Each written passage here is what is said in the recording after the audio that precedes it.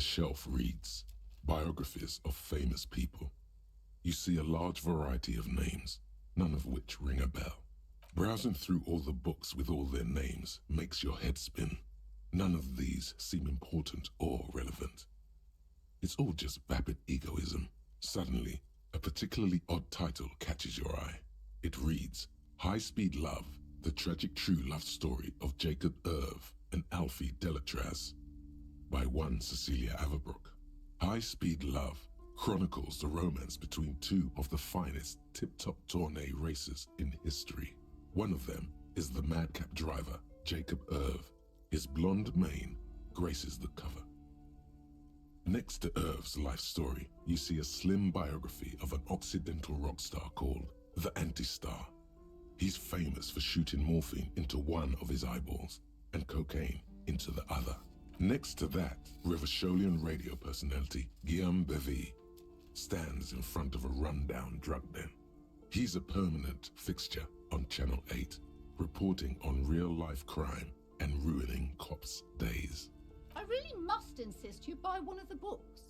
Reading them is not for free. Do still browse though, but not too long. I'm sorry, I did not mean to rush you. You are browsing. Go ahead. Take your time. Time is commerce.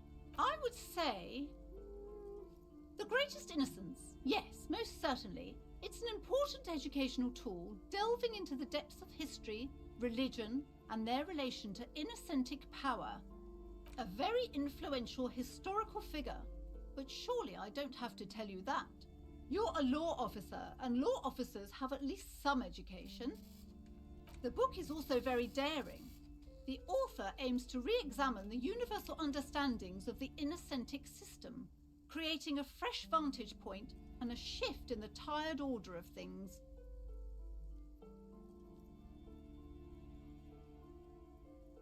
Perhaps for a layman, deep analysis is necessary to peel back the multi-layered meanings.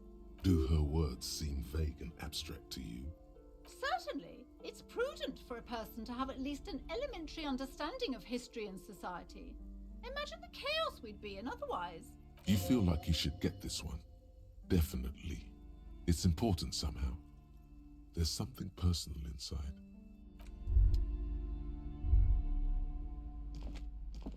Several maps have been attached to a bulletin board hidden inside the alcove. They're held up by small pins. The board has come loose from one corner. The maps look old and faded. Your eye catches a map of Insulinda, a map of Revachol, and a map of Martinaise. This large map displays archipelagos. You see a constellation of small dots on the light blue emptiness of the Insulindic Ocean. The largest in the northeast is La Caillou. You are here. Another far away in the southwest, Seminese Islands, Ile de Fantôme. Ozon, Laurentide, Fas à la Mer, archipelagos, North Arcade Islands, all just specks of dust on the vastness of the Insulindic. On the edges of the map, the color fades into a blur of dotted lines, black and white, disintegrating into mathematics. In the northeast, a dust mite stands on the north coast of Caillou, in a bookstore. It's you.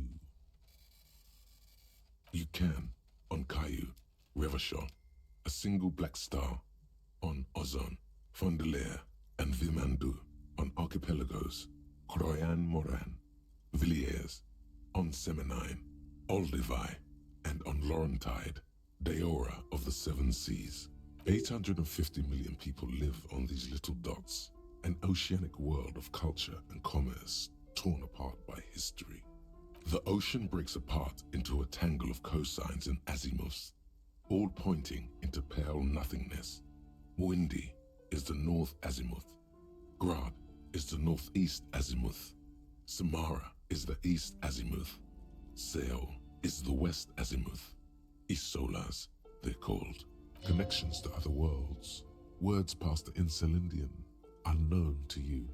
You only know you've never been there. You have little idea what they are. Distant stars, gods, but looking at them makes you feel almost non-existent. Whatever they are, the Isolas, are immeasurably large compared to you, and very, very far away. Perhaps they are gods, gods of distance and outer dust. The north coast of a verdant island is shattered by the delta of a river. It is the River Esperance. Countless bridges put the shards back together, connecting city blocks to river islands. La Delta says a great artificial heart in the center, teeming with life forms and construction.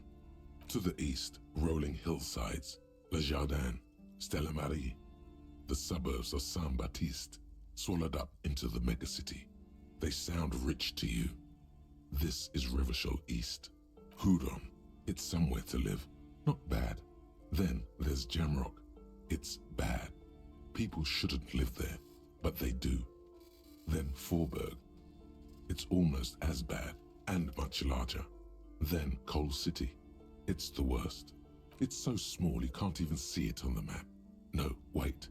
There it is, north of Jamrock, the strip of coast next to the Greater Rivershell Industrial Harbour. It looks downright despondent. It's almost Coal City, to be honest. No, this is somewhere to be.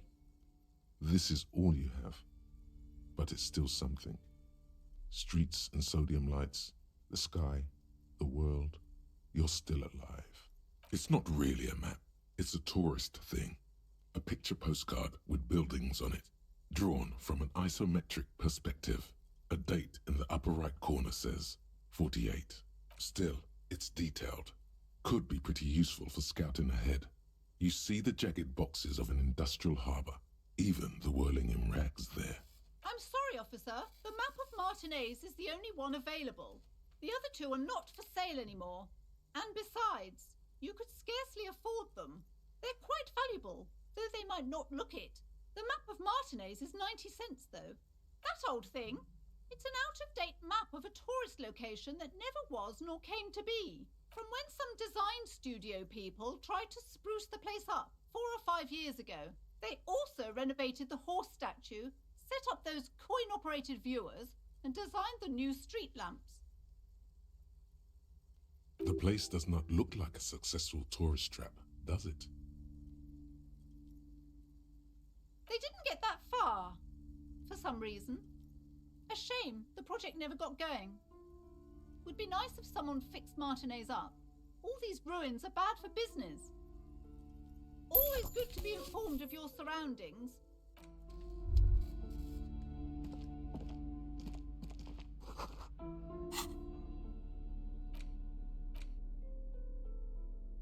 The worn map features the patchwork grid of the streets of Martinez, with directions to appropriately touristy locations.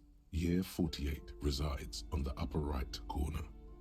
Your finger moves through the various streets, across Rue de Saint-Ghislain and Rue Saint-Sipar, over Saint-Brun and Martinez North, finally coming to a halt on the spot where you are currently standing, although the map gives no such indication itself. It's the ledger you found in the trash, a cabbage of papers hanging from the board, with the permeables drawer inside. It's barely held together by a clip, then made complete by the faint smell of urinal cleaner.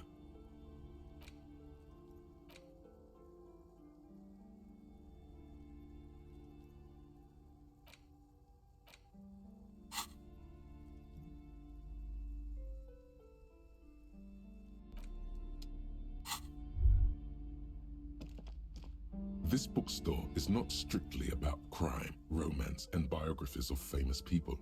There's also a wide range of paranatural literature. Amidst the various books, you find one written by someone named Matthias W. Dundas. It's about wholeness, unity, balance. These three things are very important to the working class mind. The point of the book, and many others on this shelf, is to give people medicinal advice in situations where they don't have access to paid health services. It serves platitudes, while also telling everyone that traditional medicine, the kind people don't have access to and which costs more than this book, is garbage and would only give you cancer anyway, without even curing your cold or anything. Wholeness, unity, balance, on the other hand, can basically take care of anything. Though it is important to note, when it's up to your mind to heal yourself, then it's because of your mind that you're ill in the first place. The book features chapters on topics such as how to find magnesium. It even lists plants you can harvest magnesium from. How to continue drinking if you're an alcoholic who has destroyed his liver. And there's even a chapter on the ancient Seraïs tradition of using duck gallbladder preservatives to treat and prevent sexually transmitted diseases. Pre and post factum apply. Nothing worth buying. This is just mundane garbage. What's even paranatural about this? Sir, please, no browsing in that shelf. That wisdom is not for free. I can't have you end up, like, opening a police store next door and stealing my customers. Oh no!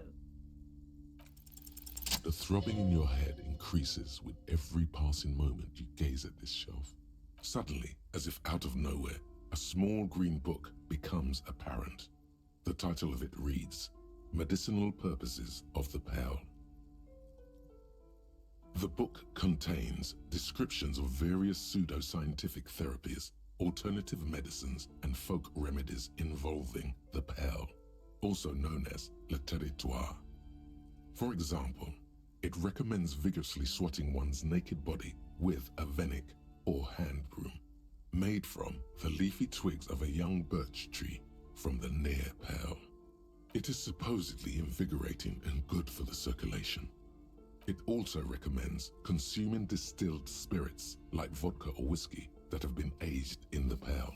Readers are instructed to cover these jars in a shallow hole just inside the pearl and leave them there for 30 to 60 days, depending on the potency desired. Among other benefits, it is alleged to restore a damaged liver to perfect health. That seems improbable. Is it any more improbable than anything else that human beings put their faith in? For general health and well-being, readers are encouraged to take regular strolls through the pearl, though a sidebar cautions readers to limit each stroll to less than an hour. These strolls promise to cleanse the mind of worries and the body of toxins, especially if the perambulator performs this ritual in the nude. Nudity figures prominently in a number of these prescriptions. This is exactly what you need. There's an entire section devoted to cures for men who are struggling to perform their marital obligations. You close the book and return it to its place on the shelf.